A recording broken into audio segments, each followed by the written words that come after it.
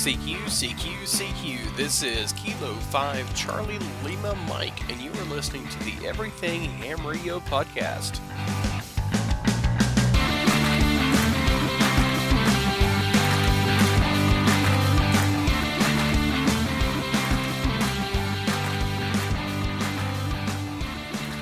Hey everybody, and welcome to the Everything Ham Radio podcast. My name is Curtis, K5CLM, and I'm your host for this podcast. This is episode number 18, and we're going to be talking about special event stations. You can find the show notes for this episode, which will include links that we're going to be talking about and some additional information at everythinghamradio.com/podcast/18. It's numbers 18.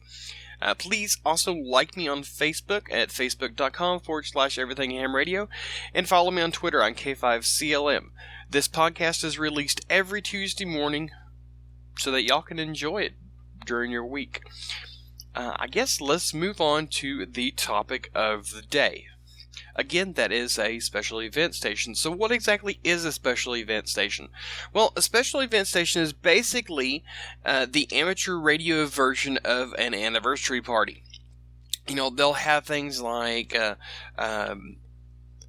anniversary of a battle of the war, you know, like a Little Bighorn or World War II or World War I. They actually have one. I believe it's going on right now. It's a 6-year-long special event, and it's commemorating the anniversary of World War I, which, if memory serves me correct, and please, if I'm wrong, don't hate me, but I believe that World War I was from 1914 to 1918. Again, I might be wrong. I don't think I am, but I think that's right. Anyways, it's the special event station is basically commemorating the 100th anniversary of the World War I. You know, there's other things like you might have a Battleship of Texas, or recently we had one here where I live at that commemorated I believe the 180th anniversary of Johnson County, where I live at. So it's basically for, you know, whatever you want to do a special event on. We're talking about doing a special event in one of the clubs that I belong to, that I'm vice president in. When we come up on our actually, I think we just passed our 20th anniversary. But anyways, it could be for anything, and it's really fun, really exciting, and you get a lot of contacts, and a lot of times you'll get specialized QSL cards that'll have, you know, whatever it is that you're doing the special event on. It'll be something special, and sometimes you can even go as far as applying for a specialized call sign, which is a 1x1 call sign, and this might be something like the one we had here recently on the 180th anniversary of Johnson County was Whiskey 5 Tango, or Whiskey 5 Texas. So, you know, it's really easy when you're calling CQ to have a 1x1. And I don't know, it makes it a little bit more exciting. You don't have to do it, and these call signs are temporary. I believe they like for you to only have them like for 3 weeks, maybe a month at the longest, but you know, it's typically short term. So, you know, it's neat. It's neat to have a 1x1 call sign, at least for a little bit. But you can also use a vanity call sign. Like I mentioned before with the World War I, the call sign that they use, or that they're using for it, is Whiskey 1 Uniform Sierra Alpha, WW1 USA. So, you know, that's really kind of cool. And the people that are hosting this special event is the National World War I Museum at the Liberty Memorial in Kansas City, Missouri. So, you know, it's cool. These things are, like I said, they're really fun. and you can get a lot of contacts.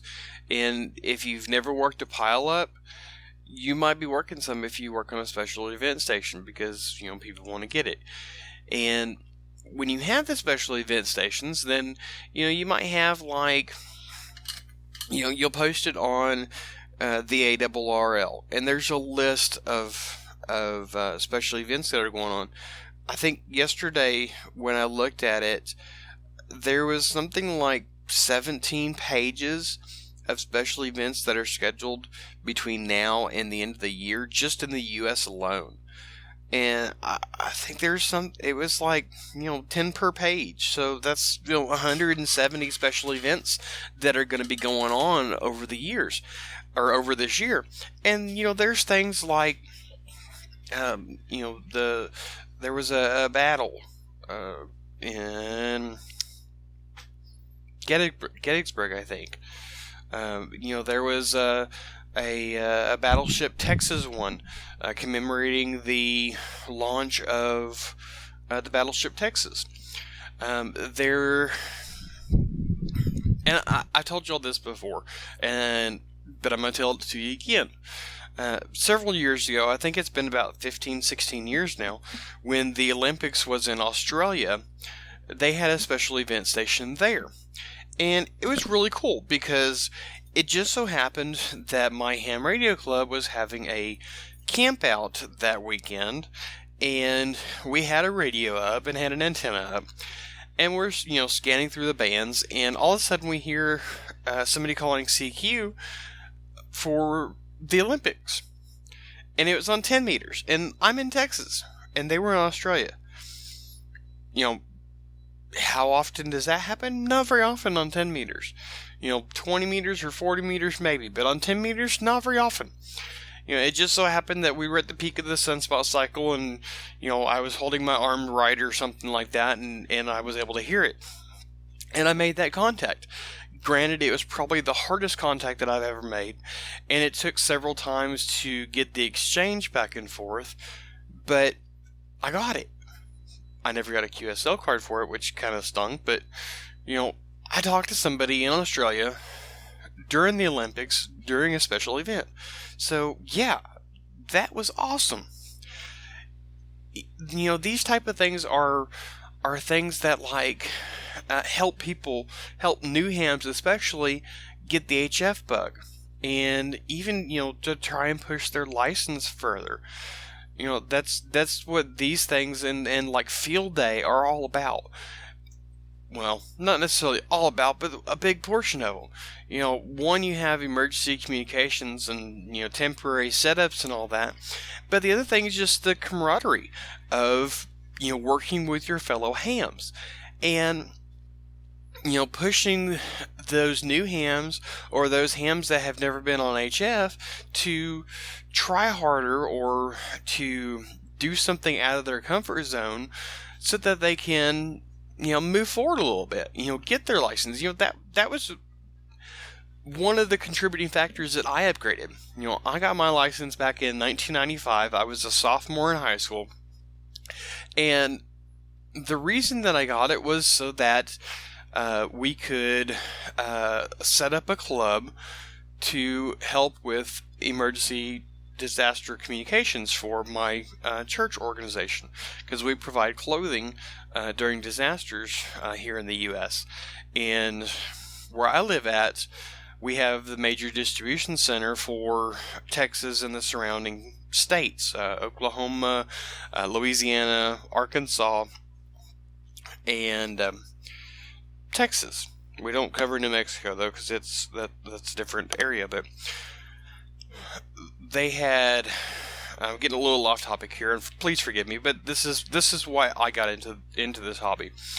They had a flood in 1994 in Houston, and the first couple weeks that they were down there, it was towards the end of the month, and several people went down, and they came back with a $2,000 cell phone bill per person.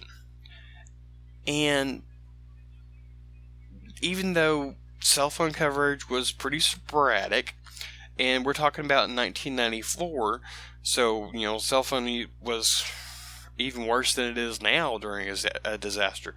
But a $2,000 phone bill is outrageous, especially when you can do it so easily with amateur radio. And the director at the time knew that. He knew about amateur radio. He knew what its capabilities were. He wasn't an amateur radio operator himself, but he had people.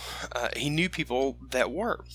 So he approached my dad about starting a club. So my dad and I and several others went and got our licenses, and my dad and I started the club that I'm still an officer in to this day, 20 years later. So anyways, here I am a ham for a couple of years, and I worked my first field day. And I've been a ham now. I just graduated high school. I just graduated high school.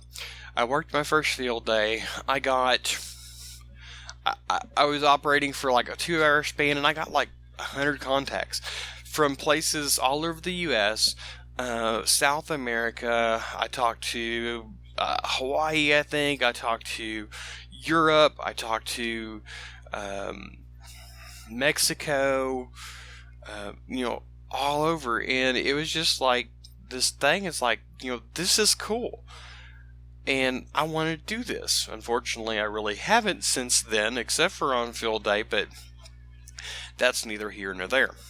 But anyways, I went, and it made me realize that, hey, we could do this while I'm in college.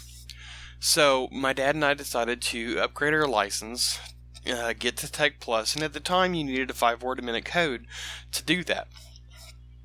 So I went and I got my 5-word a minute, and I got my Tech Plus, and went to college.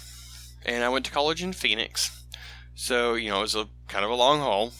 And well, my dad didn't upgrade, so it was just me.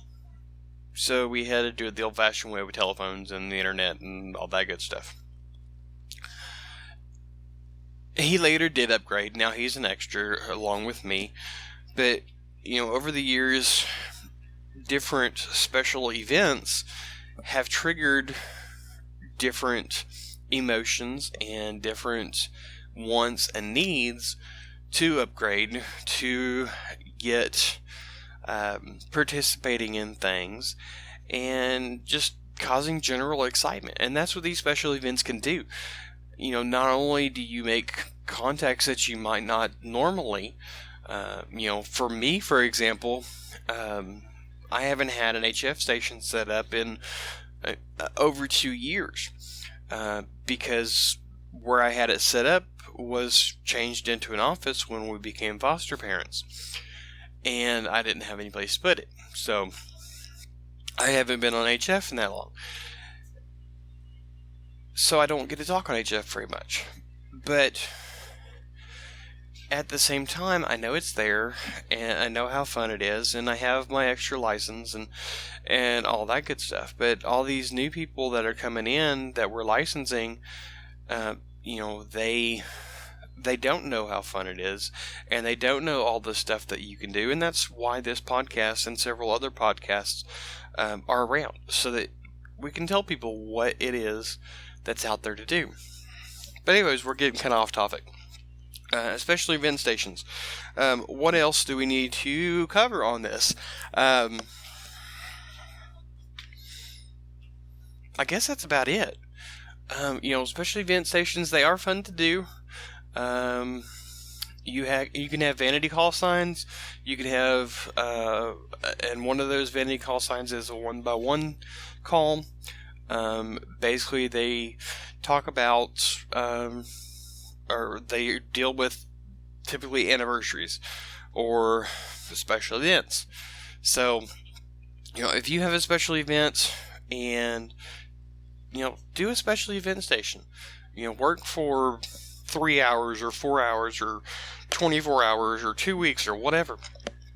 And get those contacts, make those QSL cards and send them out and whatnot. It's fun. It's a really neat thing to do. The camaraderie of the amateur radio community really comes out. So I guess that's about it. We're going to move on to the special announcements of this episode before we go on to the club spotlight for this episode. Alright, folks, a couple of announcements real quick before we move on to our club spotlight, as well as announcing the winner of the Pac-10 giveaway. First off, I have to send some kudos to my wife. As I told you all last week, my wife has got the blogging bug and has started her very own blog describing our journey as foster parents and different topics of child care. And this past Friday, my wife released a post about the third child that we had. We got her at 4 days old, and I can't say her name on here, but we got her at 4 days old, and she unfortunately left us 1 year to the day that we had her. So it was one of those things where we thought we were going to be able to adopt her, and in the bottom of the ninth, somebody came forward and said that they would take her, so she went with family. But she was our little Bitsy, and it still hurts to think about it. I still have her picture on my desktop screen. So anyways, my wife has started her very own blog talking about all this stuff with foster care and different things with dealing with parenting and stuff like that. So if you're curious about foster care or are a parent and needing some advice, head on over to her website, check it out, subscribe to her email list. You can find it at morethansafe.com, and you can find links in the show notes of this episode. Secondly, I want to again give a thanks to Cody Williamson for his third donation in as many weeks. I greatly appreciate that. Over the last couple of episodes, I've told you about a new service that I've signed up for called Patreon. This service allows you, my wonderful listeners, to make a totally voluntary and monthly donation to me to help keep my blog and my podcast going, as well as to update the equipment that I use, help me pay for hosting both the website and the media hosting, and many other things. You can make a monthly donation of $1, $5, $10, $25, and you can cancel it at any time. Each level has different things as rewards, starting from just early access to this podcast, as well as other posts that I put on the website, on my blog. So it goes up to level 25, which will have, eventually I'm going to be having a t-shirt or a cap made, and you'll get that for your $25 donation. But if you want to sign up for it, head on over to everythinghamradio.com/Patreon. That's Patreon. And you can find a link to it in the show notes of this episode. If you don't want to do a monthly donation, there's a link at the bottom of the show notes for PayPal that you can make a one-time donation. Either way you do it, I greatly appreciate your assistance and your help with this. If you can't do it, I totally understand. I'm in that same boat. I wish that I could support some other people that I listen to and that I get help from. Not all of us can do it by ourselves. This is a community thing, and we need to help each other. But again, if you can, I greatly appreciate it. If you can't, I totally understand. Okay, now, the moment you have all been waiting for. A couple weeks ago, I reached out to George at Pac-10 to talk to him about this episode and last episode, and he ended up donating a Pac-10 Mini to give away on my podcast to one lucky listener. Well, he came through, and I got it in the mail, I believe it was Wednesday. But I also got a surprise. Not only did I get one package in the mail, but I got two. And George sent me a little message saying that even foster dads need a present every now and then, and it really touched me. So, George, thank you so very much for the gift of a Pactina Mini. I am going to put it to good use, and I'm probably you probably have already read the mini post I'm going to put about it. That should go up, or that should have gone up Saturday. If not, it'll be up next Saturday. So, George, again, thank you very much. I greatly appreciate it. So, now, who is going to be receiving the second Pactina Mini?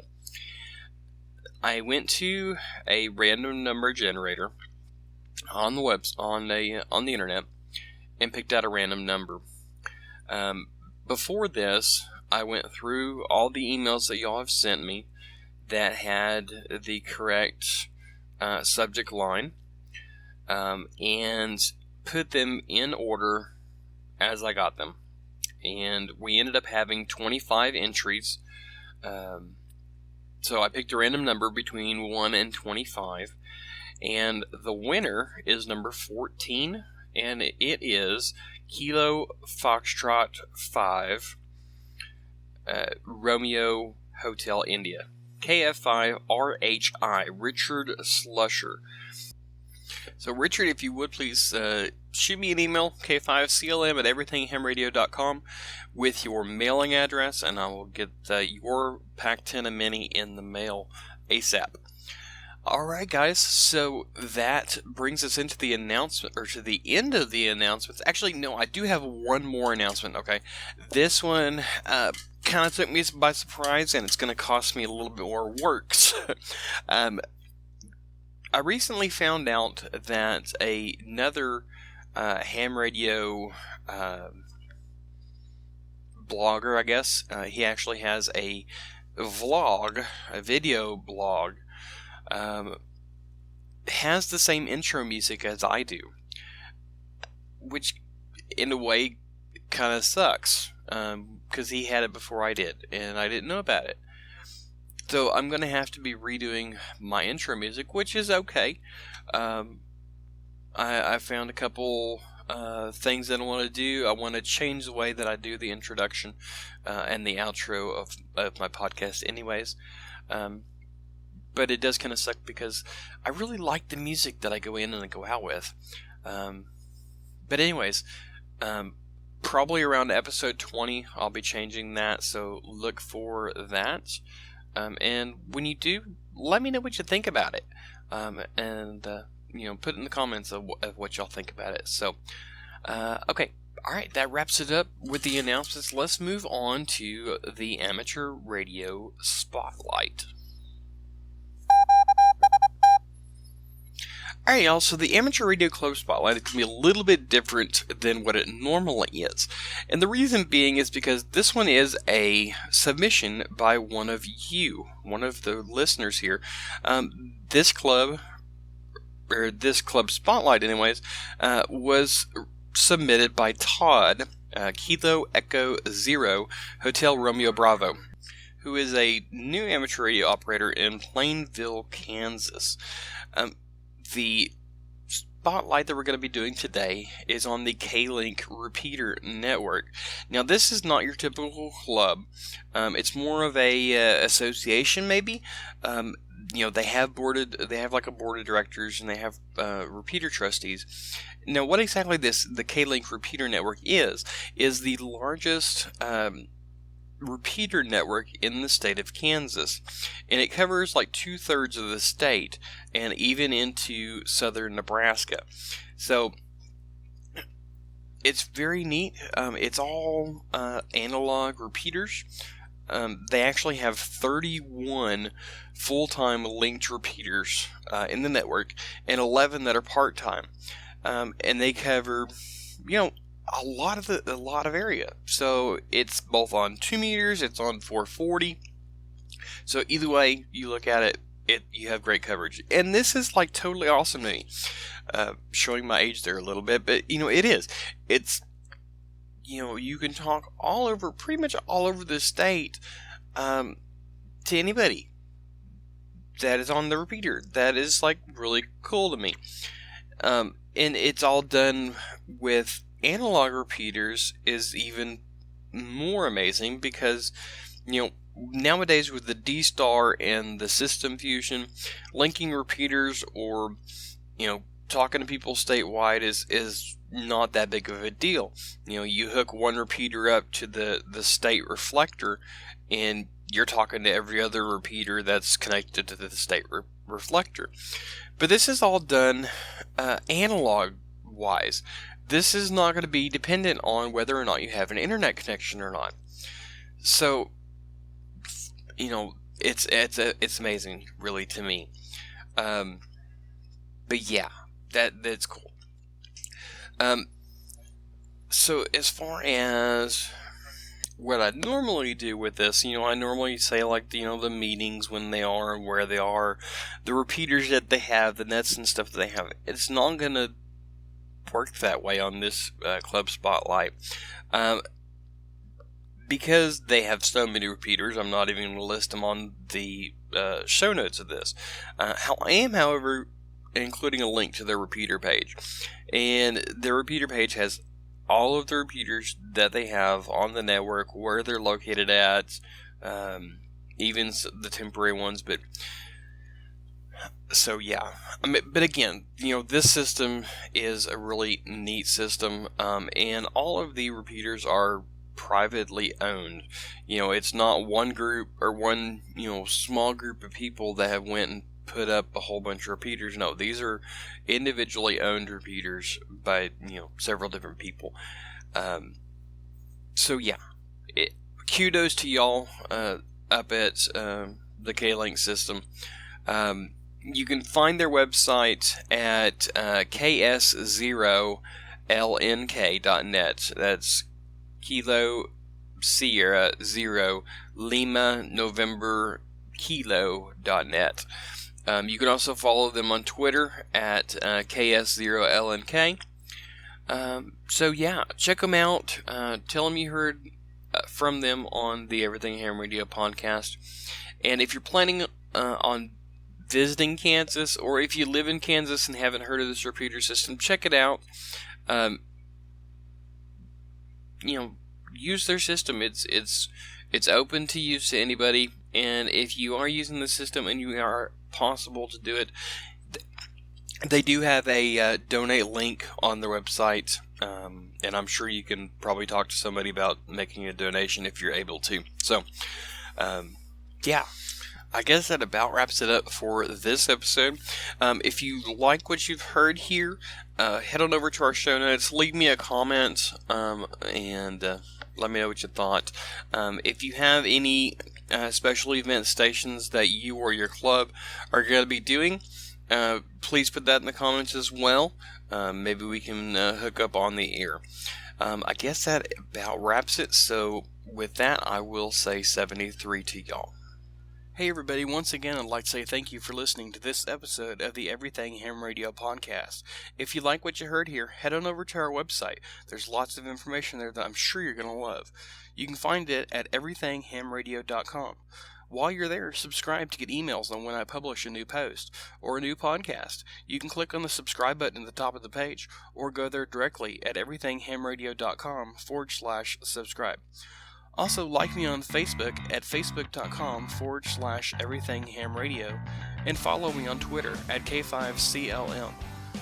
Also, I would greatly appreciate it if you would subscribe to this podcast, like it, share it with your friends, help me spread the word. So until next time, 73.